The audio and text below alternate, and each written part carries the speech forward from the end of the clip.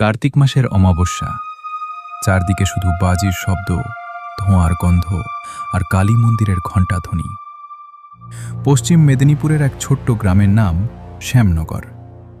গ্রামের সবাই বিশ্বাস করত কালী পুজোর রাত 12টার পর শ্মশানের দিকের রাস্তা দিয়ে কেউ হাঁটলে আর আগের মানুষ হয়ে ফেরে না। আমি এসব বিশ্বাস করতাম না। বন্ধু রাহুলের সঙ্গে বাজি ধরে ঠিক করলাম রাত 12টায় শ্মশানের সামনে থাকা পুরনো বটগাছের কাছে গিয়ে একটা ছবি তুলে আনব। রাত ঠিক 12টা। বাজির শব্দ হঠাৎ যেন থেমে গেল। চারপাশে নেমে এলো অস্বাভাবিক নীরবতা। দূরে শুধু শেয়ালের ডাক। আমরা টর্চ জ্বালিয়ে এগোতে লাগলাম। বটগাছের কাছে পৌঁছাতেই দেখি গাছের নিচে একটা কালো ছায়ামূর্তি দাঁড়িয়ে আছে। মাথা নিচু, লম্বা চুল মাটিতে লুটিয়ে পড়েছে।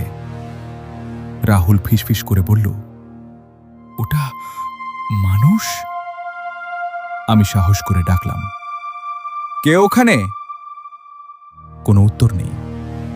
হঠাৎ ছায়ামূর্তিটা ধীরে ধীরে মাথা তুলল, কিন্তু মুখ নেই।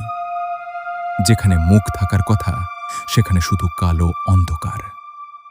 আর সেই অন্ধকারের ভেতর থেকে ভেসে এলো কর্কশ গলা, মায়ের পুজোর রাতে কে ডাকলো আমাকে? আমাদের টর্চ একসঙ্গে নিভে গেল। চারদিক থেকে যেন অসংখ্য পায়ের শব্দ এগিয়ে আসছে। মনে হচ্ছিল অদৃশ্য কেউ আমাদের ঘিরে ফেলেছে। হঠাৎ রাহুল চিৎকার করে উঠল। আমি মোবাইলের আলো জ্বালিয়ে দেখি রাহুল নেই, শুধু মাটিতে পড়ে আছে তার জুতো। ঠিক তখনই আমার কানের কাছে কেউ ফিসফিস করে বলল, একজনকে আমি নিয়ে গেলাম, এবার তোর পালা। আমি প্রাণপণে দৌড়াতে লাগলাম। পিছন থেকে নূপুরের শব্দ, তারপর হাসি, একটা ভয়ঙ্কর অমানুষিক হাসি। গ্রামে ফিরে এসে জ্ঞান হারাই। পরদিন সকালে গ্রামের লোকজন শ্মশানে গিয়ে শুধু রাহুলের মোবাইলটা খুঁজে পেল।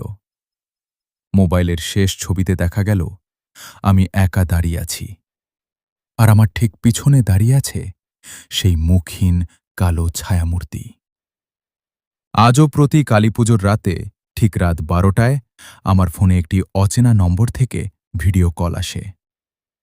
কল ধরলে স্ক্রিনে শুধু দেখা যায় অন্ধকার, আর ধীরে ধীরে ভেসে আসে সেই